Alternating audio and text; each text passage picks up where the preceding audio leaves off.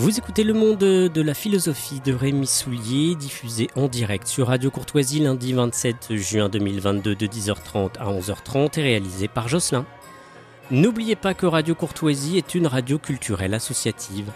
Afin de sauvegarder une indépendance absolue, Radio Courtoisie refuse toute ressource publicitaire. Radio Courtoisie ne vit que grâce à ses auditeurs. Aidez-nous à demeurer libres, rendez-vous sur soutenir.radiocourtoisie.fr et accédez à l'ensemble de nos archives à partir de 5 € par an. Vous pouvez intervenir au cours de cette émission par courrier électronique à courtoisie@radiocourtoisie.fr.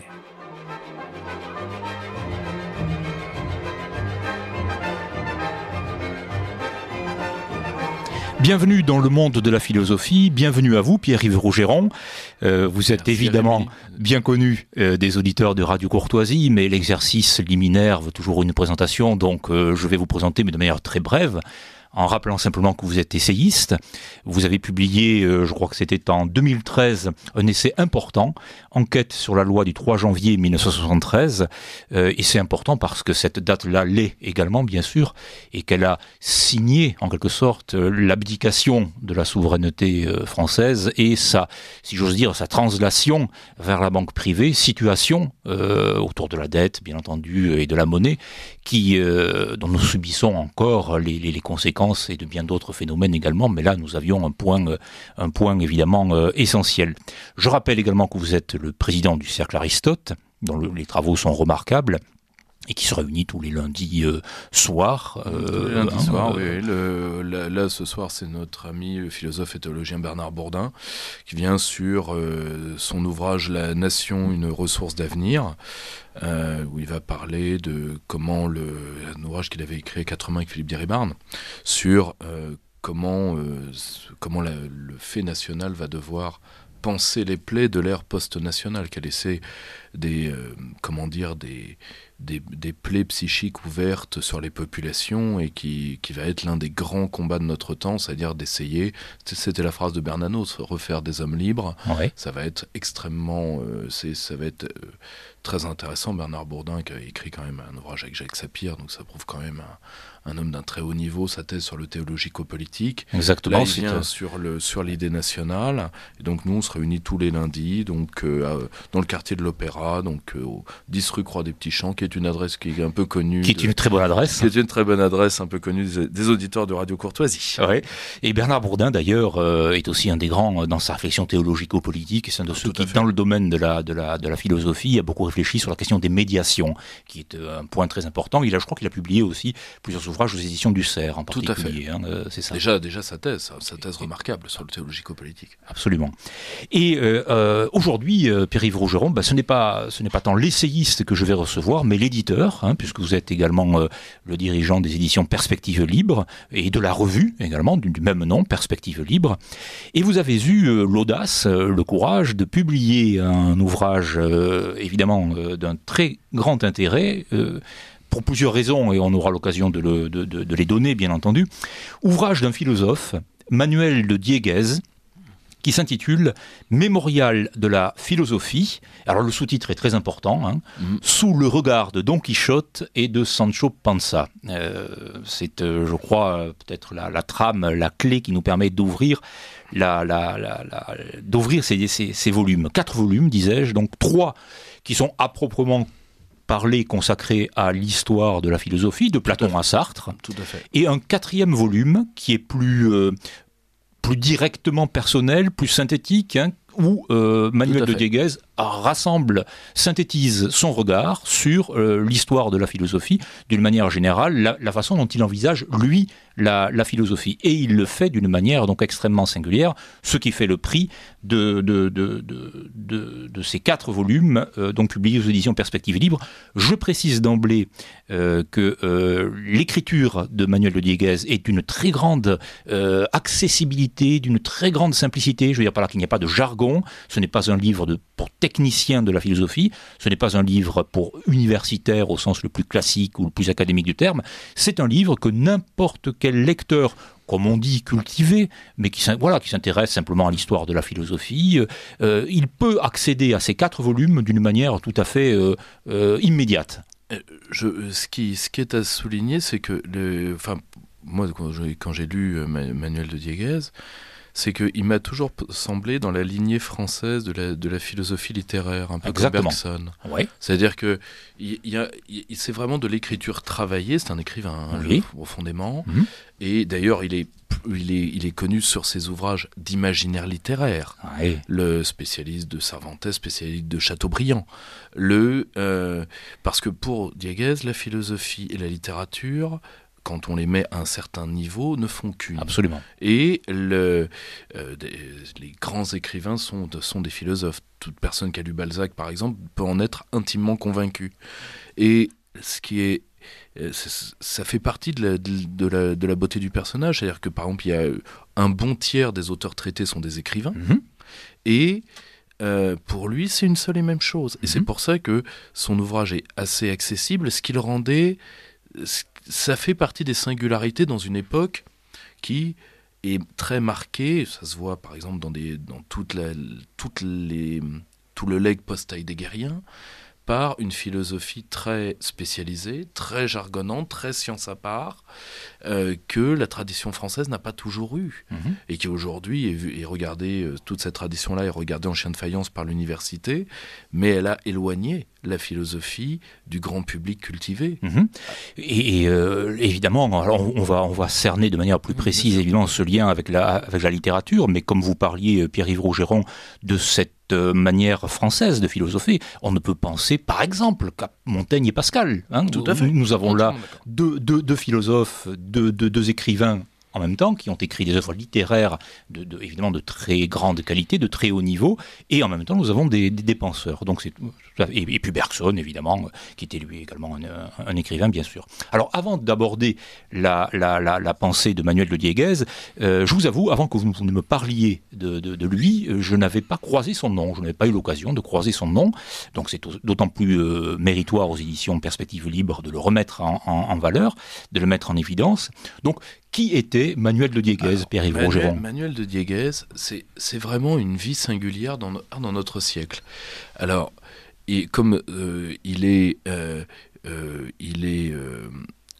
à la base, il n'est pas français. Il va se faire.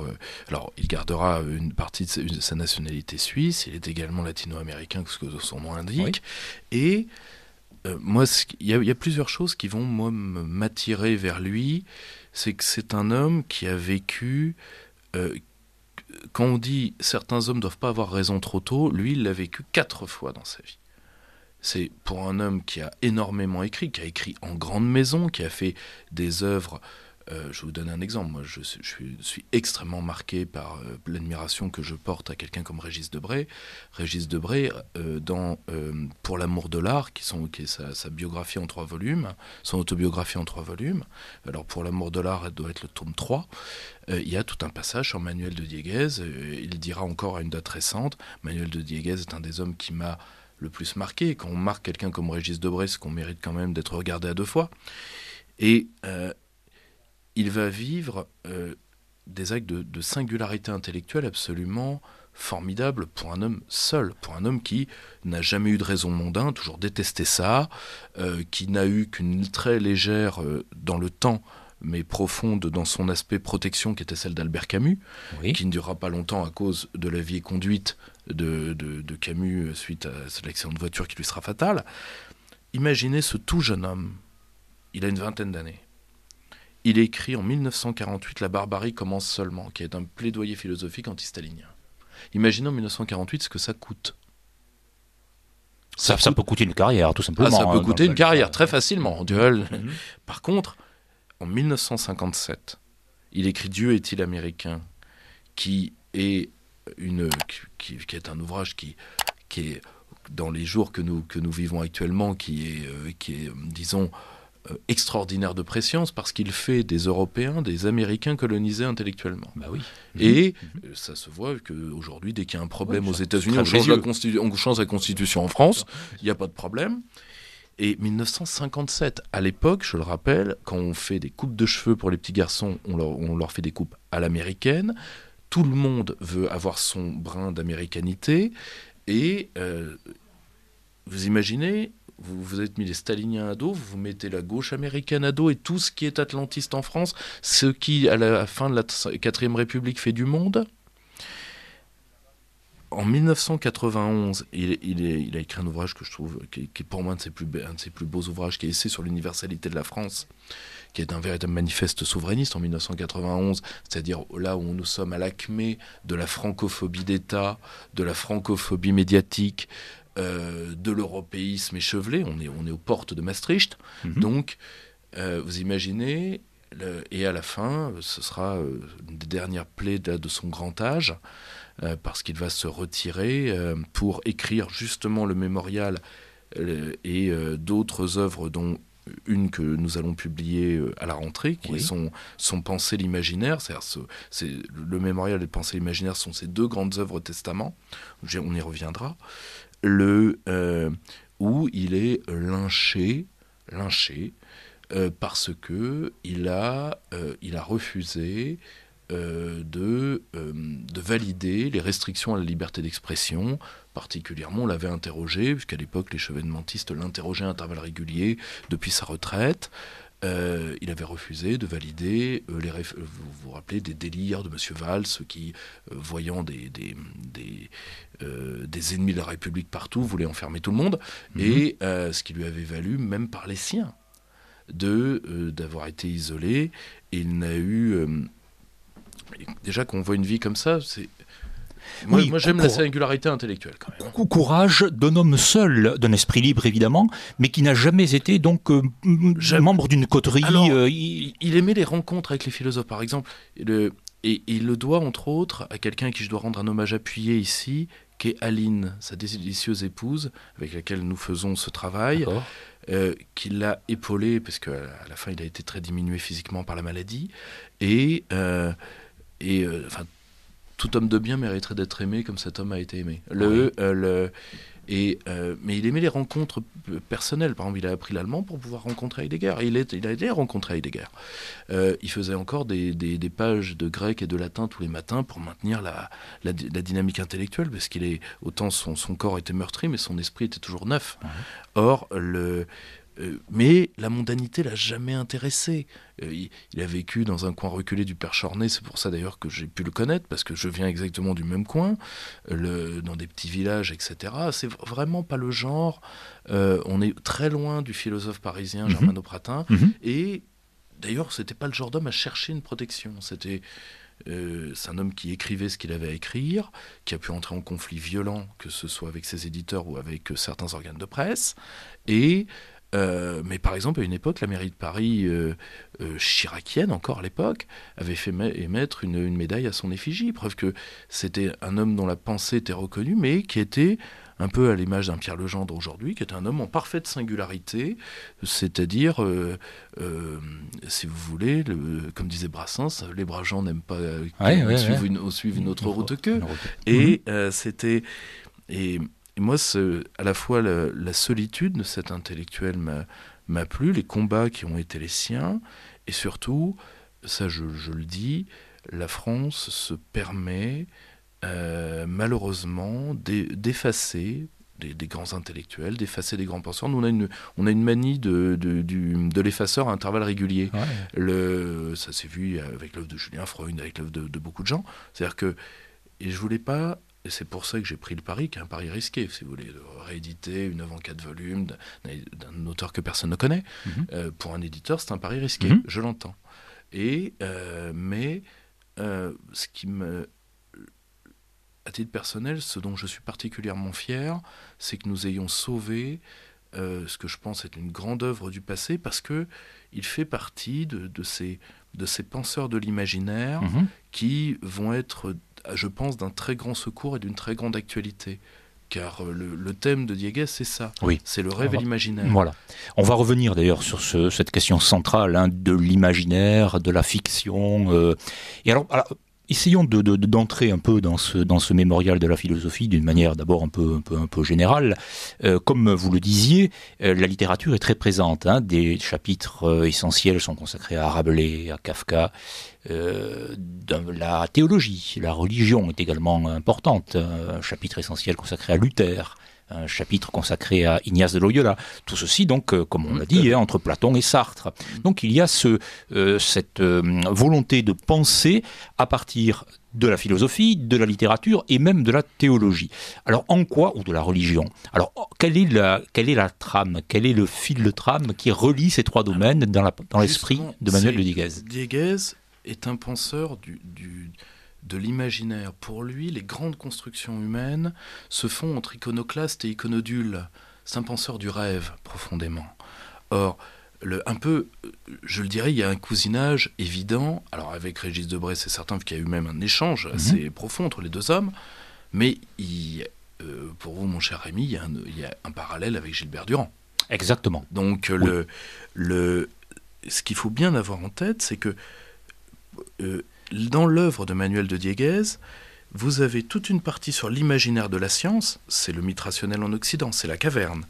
Toute une partie sur l'imaginaire littéraire, l'écriture et son langage, Chateaubriand, le poète face à l'histoire, et l'avenir poétique de Dieu, et sur l'imaginaire religieux, et sur l'imaginaire philosophique. Et donc, vous voyez, il prend ces quatre grands domaines, et donc l'imaginaire philosophique, c'est le mémorial. Et pour aboutir à ce qui sera cette dernière œuvre, qui est le Penser l'imaginaire, qui est celle que nous allons éditer après. C'est-à-dire que pour Dieguez, et c'est là où il y a quelque chose qui là encore nous échappe et peut nous aider. Nous sommes dans une époque où le savoir va tellement loin, et c'est très bien, mais il se fragmente.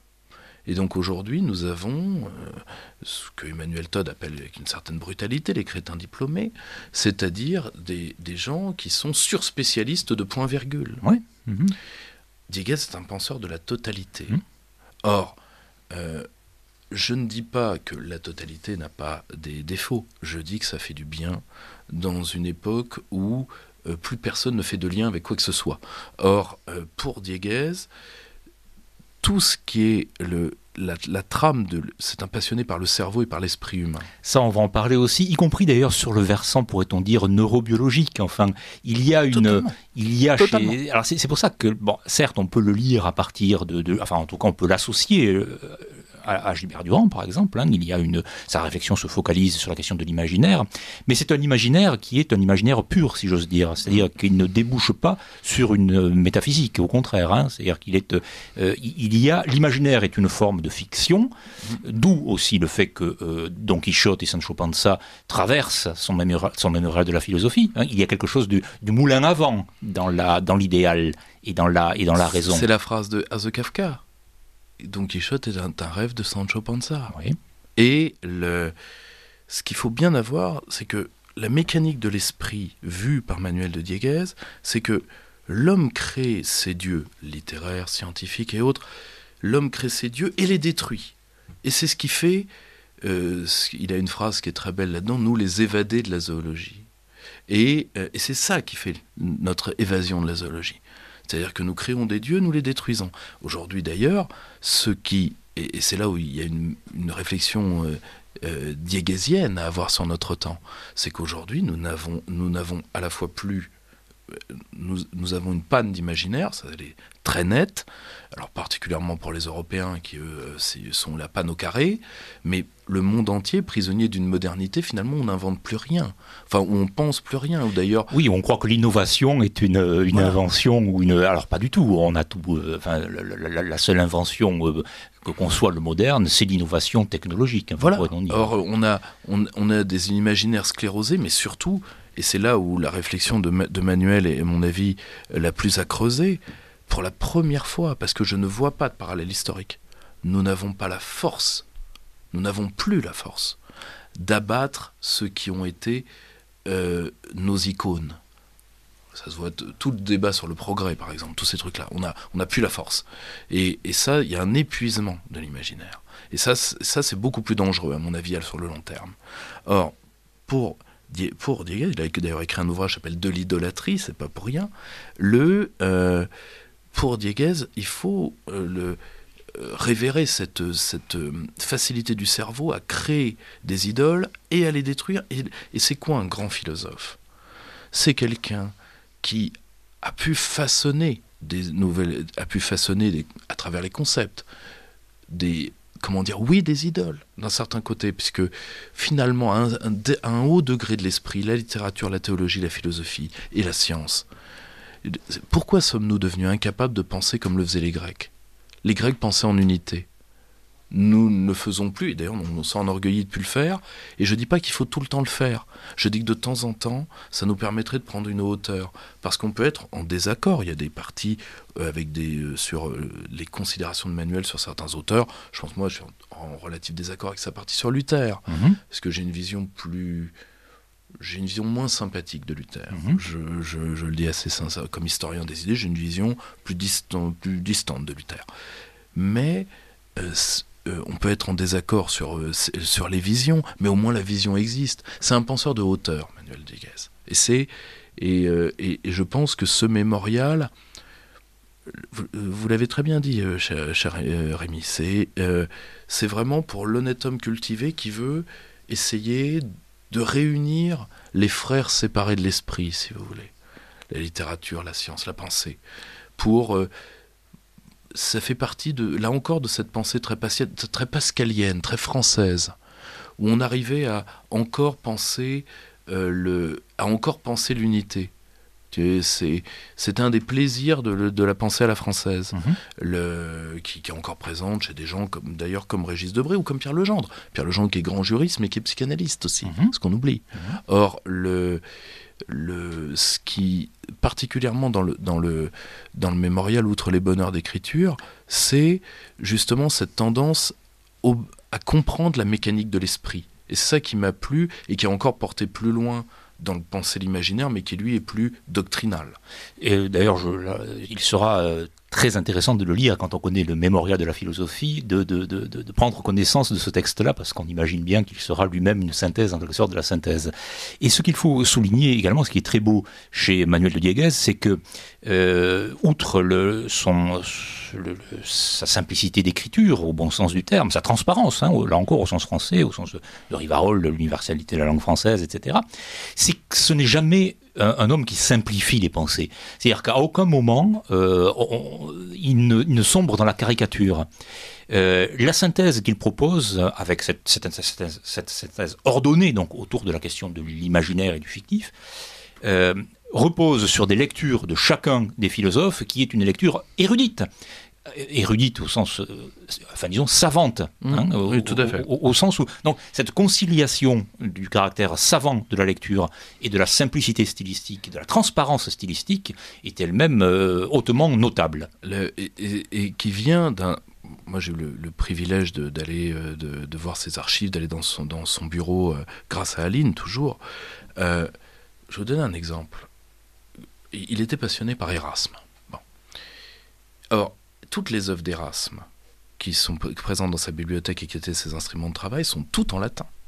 Si vous voulez, c'est quelqu'un qui s'obligeait par exemple, si vous voulez, il y a une histoire tendre, et je pense qu'elle va toucher les auditeurs de Radio Courtoisie. Comme c'est ma région, évidemment, le haut lieu de ma région d'un point de vue religieux, c'est l'abbaye de la Trappe. Bon. Et où il allait à la bibliothèque de l'abbaye, parce qu'il y a des vieux volumes en latin, etc. Et il était devenu, disons, le civil bibliothécaire, etc. Et parce que, pour lui, la plus haute forme de l'imaginaire, c'est l'imaginaire religieux. C'est pas qu'il fût dévot ou qu'il fût... Pas du tout. Au contraire. Pas du tout, au contraire. Mais pour lui, le génie du cerveau humain se voit particulièrement dans le fait de créer des mythes au bon sens du terme évidemment, le mythe comme voie d'accès particulière à la vérité, et dans le fait de créer des religions. Et en réalité, prenez, j'en parlais avec Aline qui dit ça, qui me disait si Manuel avait été là pendant la crise sanitaire que nous avons vécue, il aurait dit voilà comment on est une religion chez des gens qui n'en ont pas.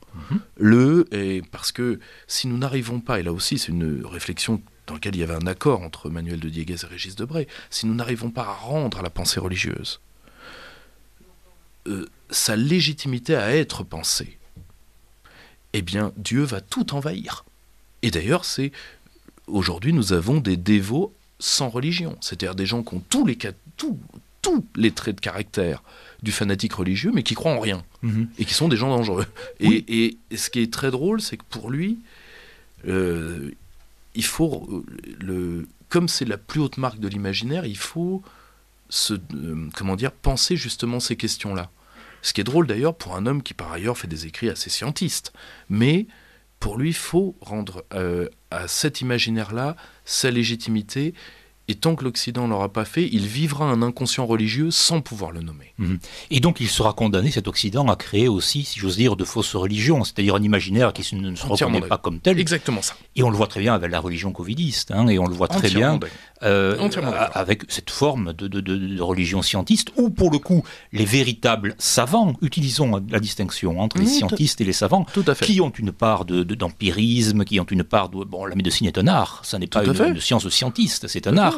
Et ce sont précisément ces artistes de la médecine qui sont cloués au pilori aujourd'hui. Bien sûr, et puis surtout, ce sont des... Si vous voulez, quand j'ai vu se multiplier à travers les réseaux sociaux et sur les plateaux de télévision cette phrase terrifiante qui est « je crois en la science », absolument, qui est une phrase sidérante, sidérante de Beaufry et surtout sidérante de dangerosité. Mais bien sûr, qui est intenable.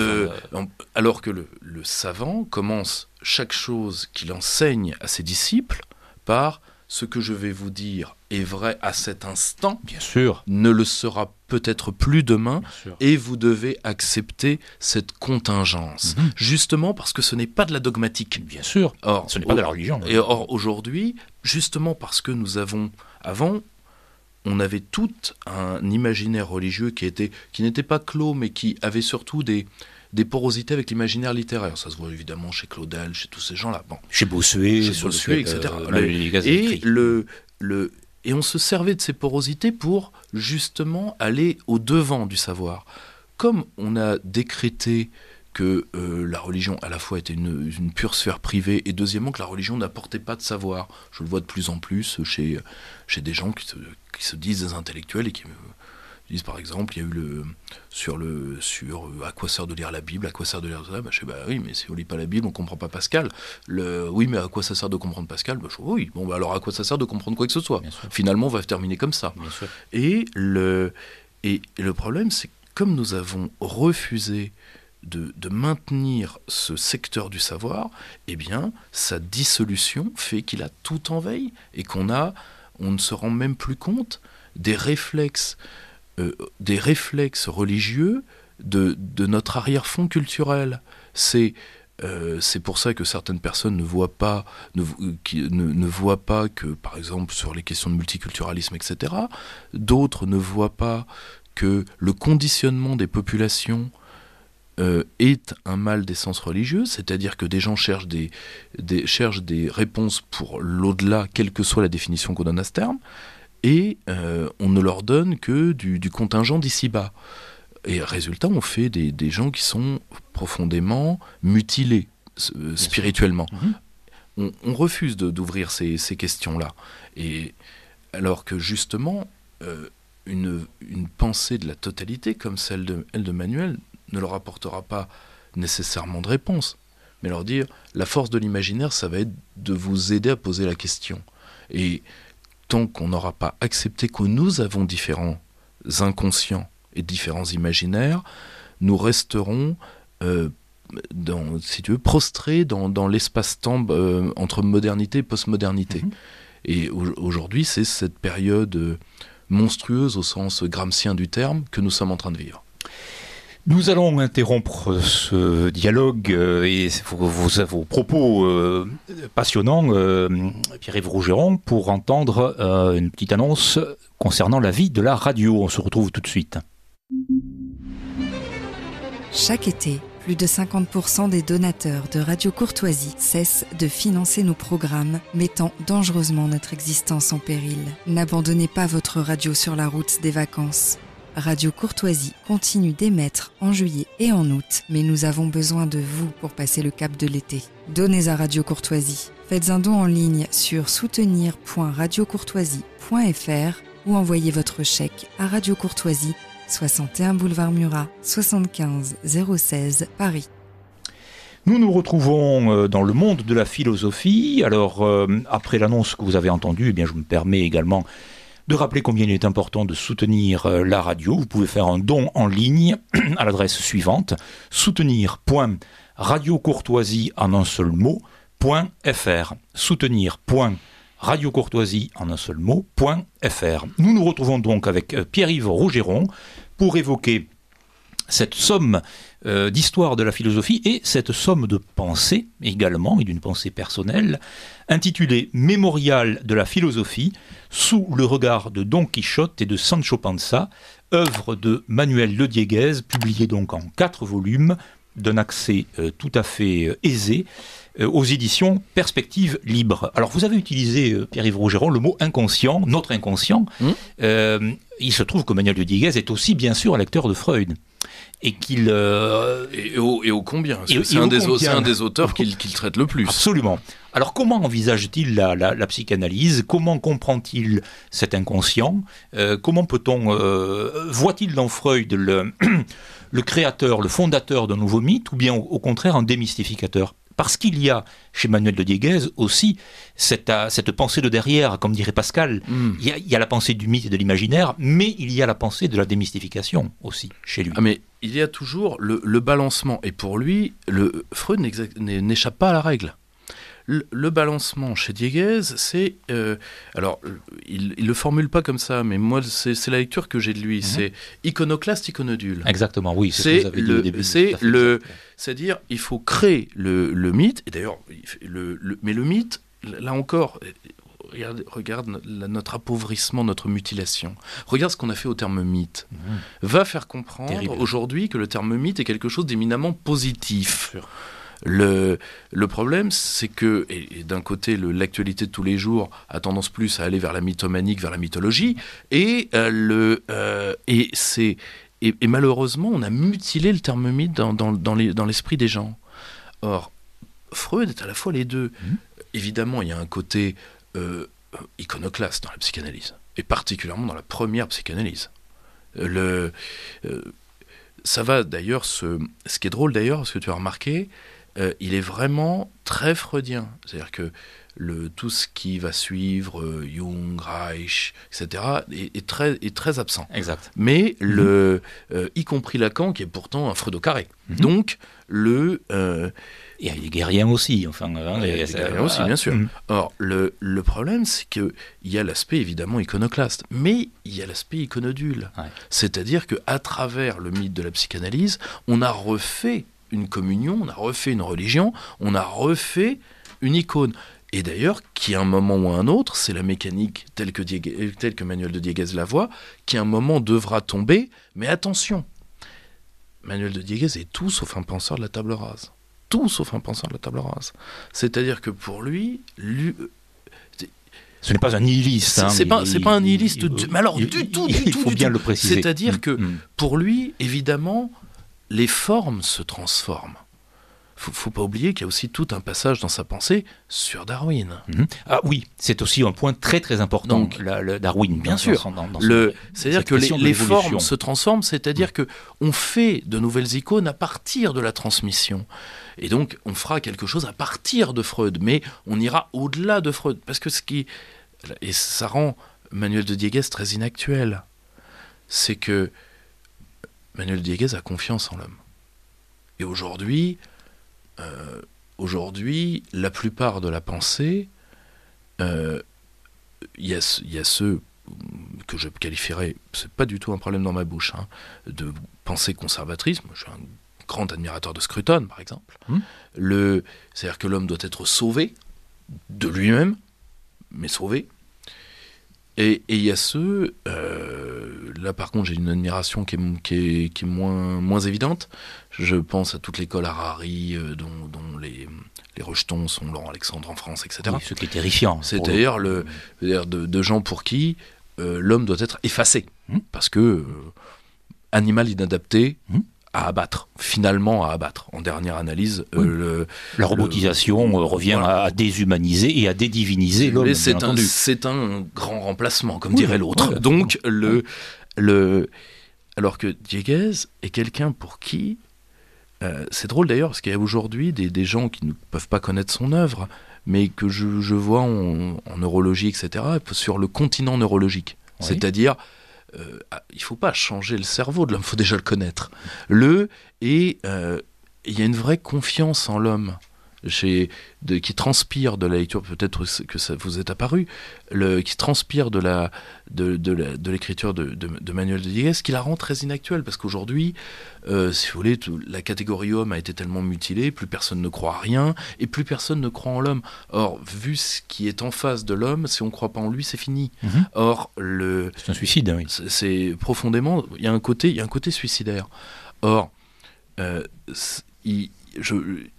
il est persuadé qu'évidemment on va garder les legs, et c'est pour ça qu'il a écrit le mémorial. C'est voilà, à chaque étape justement de ce processus iconoclaste iconodule, à chaque étape ce qu'on peut garder de chaque grand penseur, parce que nous ne sommes jamais que, selon la formule disons consacrée, nous ne sommes jamais que des nains sur des épaules de géants. Absolument. Or il y a un vrai éloge de la transmission chez Dieguez, qui est il a été professeur, entre autres aux États-Unis. Il a été professeur, je pense que ça devait être un professeur exceptionnel. Parce qu'il y a vraiment cette volonté il n'y aura pas de point final à l'aventure humaine. Et c'est une lecture d'ailleurs qui peut apparaître totalement décalée, peut-être pas par son optimisme, mais par sa certitude que nous pouvons le faire. Alors qu'aujourd'hui, si vous voulez, aujourd'hui, c'est un peu la prime, c'est un peu la prime à tristesse, quoi. C'est-à-dire, tout est fini, tout est foutu. Il y a un côté complaisance devant les ruines, quand même, dans toute une part du paysage intellectuel, particulièrement du paysage intellectuel droitier. Ce qui répond à la folie, à l'obsession du déni de la cécité d'une partie de la pensée woke. C'est-à-dire tout va aller mieux du moment que c'est pas en rose bonbon. Donc, alors qu'il y a profondément, il y avait un côté chez Manuel Dieguez, ça se voit d'ailleurs ça se verra encore plus alors peut-être pas dans son pensée imaginaire, mais dans d'autres œuvres que nous publierons ensuite. Par exemple, il a une espèce de Diogène absolument dantesque, absolument dantesque, vraiment une sorte de folie d'écriture, mais quelque chose de brillant. Il y a une croyance profonde, un côté très Montaigne, c'est-à-dire une sorte de... C'était un homme qui aurait pu être un homme qui aurait pu formaliser un humanisme pour notre siècle. Ouais. C'est parce que il a cette croyance que tant que le continent imaginaire n'est pas détruit, qu'il y a un espoir. Et je trouve, moi, c'est un message qui m'a touché, parce que c'est quand on voit... on peut se désoler de la folie et de la tristesse des jours. Mais quand on voit le mémorial, quand on voit cette masse de génie dont l'humanité a été capable, qui est en droit de dire qu'il y a un point final à ça ? Et justement, c'est pour ça que son œuvre, entre guillemets, doctrinale, testamentaire, son Penser l'imaginaire, qui elle sera en 7 volumes. Ah oui, alors le premier volume paraîtra quand, Pierre-Yves Rougeron ? Vous avez un calendrier ? À la rentrée ? En septembre. À la rentrée, septembre-octobre, tout à fait. La totalité. Ah, vous allez publier comme vous l'avez fait pour le mémorial, donc les volumes en un coup. Parce que c'est une... et là, il fait une méthode à partir de l'imaginaire religieux sur qu'est-ce que le rite, qu'est-ce que le sacrifice. Il y a tout un volume sur les notions de sacrifice. Parce que il y a pour justement faire ce balancier de l'esprit, il y a des règles, et aujourd'hui, ce qui nous manque, c'est à la fois de les connaître et de les accepter. Prends l'exemple de la notion de sacrifice. Aujourd'hui, tout le monde est terrorisé par cette notion-là, alors qu'il n'y a pas de civilisation sans. Et que les mêmes gens qui se plaignent de la décivilisation récusent la fonction de sacrifice. Alors, il ne s'agit pas de sacrifice humain, je vous rassure. Mais le sacrifice, c'est le sacré lui-même. C'est le sacrifice, c'est le sacré lui-même. Dans le mot. Et aujourd'hui, il y a un aspect... qui là encore est partagé entre la pensée de Manuel Dieguez et celle de Régis Debray. Il y a un aspect comment je vais te dire ça, il faut se décomplexer vis-à-vis de toutes ces questions-là. C'est-à-dire que on s'est tellement mis dans la tête que le sacré, vous vous rendez compte, le sacré est dangereux, il faut s'interdire. On a vécu à ce niveau-là presque un siècle d'interdit de pensée. Vous vous rendez pas compte, on sait où ça a mené, généralement d'ailleurs avec une vision historique d'une pauvreté sans nom. Et l'avantage avec une pensée comme celle de Manuel de Dieguez, c'est qu'on est très décomplexé sur ces questions-là, c'est-à-dire ouvrons la boîte de l'imaginaire humain. Et peut-être que ça nous aidera à faire repartir la machine, parce qu'aujourd'hui, qu'on l'accepte ou pas, il y a une... C'est d'ailleurs pour ça que là je vais faire un rapprochement que tu trouveras peut-être un peu audacieux, mais c'est par exemple pour ça que les gens se passionnent pour le développement personnel, les religions alternatives, la science-fiction. C'est-à-dire que dès qu'il y a un tout petit peu d'imaginaire quelque part, les gens se précipitent parce que la quotidienneté est étouffante sans arrière-monde. Oui, c'est aussi le phénomène que Spengler qualifiait de religiosité seconde. Les fameuses religiosités secondes, tout à fait. Qui surgissent à ce moment-là. Vous qui connaissez évidemment très bien la pensée et les livres de Manuel de Dieguez et Pierre-Yves Rougeron, y a-t-il chez lui une réflexion sur la généalogie de ce désastre, d'absence d'imaginaire, de cette panne? Est-ce qu'il s'est prononcé spécifiquement là-dessus? Dans certains de ses articles, alors il y a beaucoup de ces articles qui sont je pense qu'ils sont disponibles en accès libre sur le site, sur Manuel de Dieguez, qui a été là encore fait et entretenu avec amour par son épouse Aline. Alors, il a... alors parfois on peut dire qu'il a une panne, qu'il a parfois la dent dure, parce qu'il y a chez lui le fait qu'il y ait eu, pour la première fois de l'histoire des hommes, un hégémone. Parce que Manuel de Dieguez est aussi, ça se voit dans ses articles, un penseur et un grand commentateur de l'actualité, de la géopolitique. Ce qui a été une passion. Et pour lui, le fait qu'il y ait un hégémone de la taille que l'hégémone américain a pris après 1945. Et tu vois, il a été l'un des premiers, vu qu'il a écrit des ouvrages dès l'après-guerre là-dessus. Le fait qu'il y ait un vrai hégémone qui s'est en plus, fixé sur une société de consommation qui par elle-même est niveleuse et encadrante. Certainement, Pasolini le disait très bien, comme jamais les régimes fascistes ne l'ont été. En tout cas, pas le régime fasciste italien. C'est et là, je renvoie à Pasolini pour ceux qui voudraient me faire un procès en malpensance. Je suis habitué. Mais et d'une part, l'absence de liberté géopolitique dans la pensée. Alors, il ne l'a pas formalisé comme ça dans ses ouvrages, mais je pense que c'était ça quand on lit ses articles. Le fait qu'il y ait un hégémone qui a nivelé nos imaginaires comme jamais une structure impériale ne l'a fait. Jamais. La colonisation des imaginaires. Des imaginaires. Là, il y a un aspect assez proche d'un penseur que j'affectionne, qui est Serge Latouche.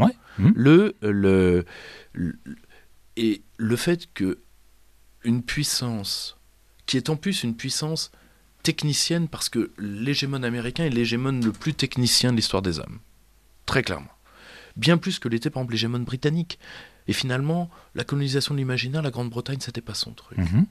Les Américains, oui, et ce, avant leur couronnement. Ça commence dès les années 20. Donc, et le fait qu'il y ait eu un hégémone, et que cet hégémone fasse ce que Régis Debray appelait des galoricains, d'ailleurs, il y a que vous pouvez trouver dans tout pays, c'est-à-dire des gens qui fondamentalement sont des Californiens par leur imaginaire. Vous voyez ce qui se passe dans nos derniers jours. Il y a un rhume aux États-Unis, on change la Constitution en France. C'est énorme. En termes de... Alors, les Américains, en plus, ne nous demandent rien. Et là, ce que Régis Debray appelle l'emprise, la notion d'emprise, l'emprise suprême, c'est quand vous décrétez que l'autre, et que vous n'êtes plus vous êtes l'autre. Là, vous êtes dans l'emprise totale. Eh bien là, on a un cas d'emprise, et il est évident que des peuples sous emprise ont un imaginaire dégradé.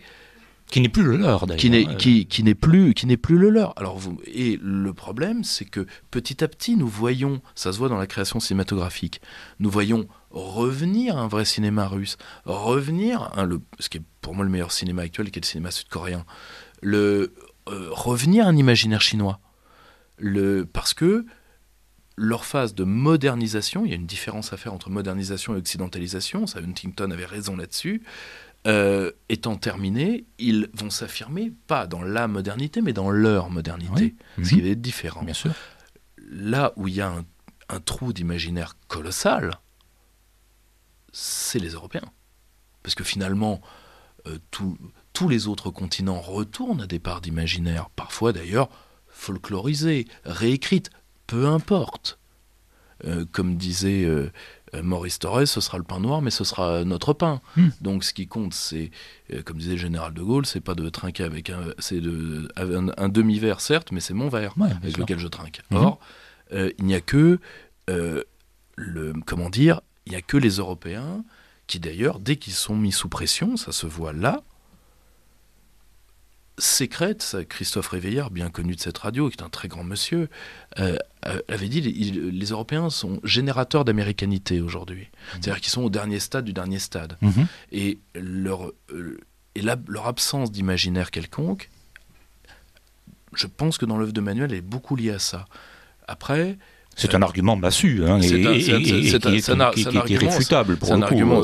C'est un argument massu. Ensuite, on peut dire qu'il ne surestime pas, il ne fait pas partie de ces gens qui s'obsèdent du déterminisme technique. Il est passionné par ce que je disais à mon ami Idrissa Berkane, je lui dis, Manuel de Dieguez, finalement, c'est l'un des premiers philosophes des neurosciences, d'un certain côté, hein, quand on voit science et nesciences, etc. Mais la caverne, mais enfin toute une partie de la caverne du moins, mais il n'y a pas de... il y a une tendance à dire la technique a décidé, c'est l'alpha et l'oméga. Bon, c'est-à-dire chez Dieguez, il n'y a pas ça. Il n'a pas ce trait-là qu'ont tous les post-heideggeriens. C'est pas son truc. Pour lui, la technique, comme tout imaginaire scientifique, est elle-même un imaginaire. Elle est justiciable de l'imaginaire et elle ne le vaincra pas. Et à la fin, elle-même... Il y aura un retournement. Elle-même sera dans le cycle. Le problème, c'est quand vous vous faites dicter votre imaginaire par quelqu'un d'autre. Et parmi les œuvres encore à publier de Manuel, il y a tout un petit livre que je m'impatiente déjà, sur lequel je m'impatiente de travailler, qui est une histoire des différents imaginaires des différentes civilisations européennes. Parce qu'il n'y a pas un imaginaire européen unique. Ça, si vous voulez, faut pas tomber dans ces mythes-là. Or, le problème, c'est que pour lui, il faut se sortir du complexe de soi, du complexe d'être soi. Je pense que ça devient urgent pour certains pays. Moi, quand je vois dans des pays, un parti frère du cercle Aristote est né en Espagne il y a quelques semaines. J'y suis allé et je me suis rendu compte que beaucoup de patriotes espagnols, eux, ne veulent pas d'un imaginaire européen, mais veulent par exemple un imaginaire entièrement transplanté germanique. Miguel de Unamuno ne connaît pas, Ortega y Gasset ne connaît pas, José Antonio Primo de Rivera ne connaît pas. Et ça m'a terrifié, si vous voulez, parce que on ne fera rien à partir de ces choses-là. On ne fera rien en faisant, si vous voulez, c'est vraiment c'est vraiment l'acmé des systèmes coloniaux. C'est-à-dire qu'à un moment, vous imaginez que vous avez appartenu au peuple choisi du colon. C'est faux. Et malheureusement, c'est très très très présent dans l'imaginaire européen actuel. Peut-on dire, Pierre-Yves Rougeron, qu'il y a une dimension tragique dans la pensée de Manuel de Dieguez? C'est quelque chose que j'ai perçu à la lecture de ce mémorial de la philosophie, tragique, que finalement vous avez décrit, hein, qui peut être aussi bien positif que négatif. Lorsque vous dites qu'il ne peut pas en être autrement et que nous irons d'alternance en alternance dans l'imaginaire et dans la destruction de l'imaginaire, il m'a semblé qu'on pouvait le qualifier ainsi, Dieguez. Est-ce que c'était une notion, d'après vous, qu'il a reconnue, enfin dont il se revendiquait, ou bien est-ce que c'est une notion qui vous paraît étrangère? Il y a un côté, alors non, pas étrangère. Il connaissait trop bien les classiques pour échapper à ça. Dès qu'on est un peu frotté de pensée grecque, on peut pas nier le tragique comme ça. C'est vraiment c'est une métanotion. C'est vrai. Ou alors faut être un moderne radical, c'est-à-dire la pensée commence à telle époque et tout le reste, ce que m'ont dit d'ailleurs des philosophes intelligents. Mais le jour où on m'a dit la philosophie grecque c'est l'origine et l'origine c'est la nuit, ah ouais, quand même. C'est un peu dur à encaisser quand même. C'est un peu rude. Mais lumière radicale. Bon, pourquoi pas. À titre personnel, je pense qu'au contraire, il y a un aspect d'imaginaire totalement néo-ancien et antique dans une part des lumières. Mais bon, c'est mon côté sale gosse farceur. Mais autant, ça c'est très drôle. Et je pense que c'est son caractère. Aline le dit souvent, il avait un caractère d'Hidalgo. Pas Hidalgo, c'est très intéressant. Pas Hidalgo, celle qui détruit vos conditions de circulation à Paris. Hidalgo au sens premier du terme. Et mais il y a au sens espagnol du terme. Il y a une part de pensée que moi je qualifierais de solaire. Mais du soleil tel que la pensée hispanique le voit. C'est-à-dire qu'il y a un aspect tragique dans le soleil espagnol. Mais oui. Il y a un aspect... C'est un aspect même mitraïque, pourrait-on dire. On pourrait aller jusqu'au culte du taureau. Il y a cet aspect-là. Il y a comment dire... tu connais la phrase consacrée, ni le soleil ni la mort ne peuvent se regarder dans les yeux. Oui. Dans la pensée hispanique, on regarde le soleil et la mort dans les yeux. Oui. Et chez Dieguez, il y a ça. Ça, c'est très présent chez lui. Et le personnage de Cervantes n'est pas choisi au hasard. Absolument. N'est absolument pas choisi au hasard. Et objectivement, parce que tu ne peux pas échapper, quand tu es dans la question de l'imaginaire, tu ne peux pas échapper au tragique pour une raison. L'imaginaire est sécrété par le cerveau face à malheureusement la métacatégorie à laquelle aucun de nous n'échappe. La mort. La mort est le grand ordonnancement de l'imaginaire, parce que c'est ce qui reste, ça fait partie du peu qui restera de nous, fondamentalement. Or, c'est la mort qui a le dernier mot pour Manuel de Dieguez. On peut l'interpréter comme ça aussi, le sens du tragique pur. Alors, on peut aller jusque-là. Non, je ne pense pas, parce que justement, il y a cette pensée que il y aura une transmission et que quelque chose restera. Ce qui est très drôle. Alors, par contre, je pense qu'il aurait été fasciné, parce qu'il y a un côté entomologie sociale chez Dieguez. C'est-à-dire que moi, j'ai pas eu le bonheur de le connaître, mais tout devait l'intéresser. C'est vraiment un regard, le entomologiste social. C'est vraiment son... Mais par exemple, il aurait été fasciné par les transhumanistes actuels. C'est comment des gens qui disent ne pas avoir de religion créent une religion noire et s'en rendent pas compte. Ils s'en rendent même pas compte. C'est ça qui est terrible. Vous lisez Harari, si c'est pas un ouvrage religieux, qu'est-ce que c'est ? C'est quelqu'un qui s'imagine déjà être grand prêtre d'une religion du futur. Or, pour Dieguez, il y aura toujours il y aura de toute façon, si c'est pas nous, ce sera d'autres. Mais le temps que cette extraordinaire machine qu'est le cerveau humain restera, il y aura ce mouvement. Personne ne peut solidifier ou atrophier dans un imaginaire d'emprunt 7 milliards d'êtres humains. Je pense qu'il n'y a rien de plus contraire au message de Manuel de Dieguez que ça. Par contre, il est vrai que il ne nous dit à aucun moment que nous... que l'imaginaire fera le travail tout seul. C'est-à-dire, soit nous laissons notre mécanique intellectuelle repartir, soit nous statufions du savoir mort dans de la volonté morte, et après on attend la mort biologique, si vous voulez. C'est les civilisations, comme disait le général de Gaulle, se couchent sur le bord du chemin et attendent la mort. Or, comme disait Toynbee, les grandes civilisations ne sont pas assassinées, elles se suicident. Et le suicide, qu'est-ce que c'est ? pour un individu le plus souvent, je ne parle pas des suicides romains ou à la Mishima, qui eux sont des suicides de sens. La plupart des suicides, c'est quoi ? C'est tout simplement de ne plus voir d'alternative et donc de ne plus pouvoir imaginer d'alternative. Eh bien, nous sommes peut-être face, justement, à une démission de la raison et de la volonté, c'est-à-dire qu'on ne voit plus d'alternative et donc,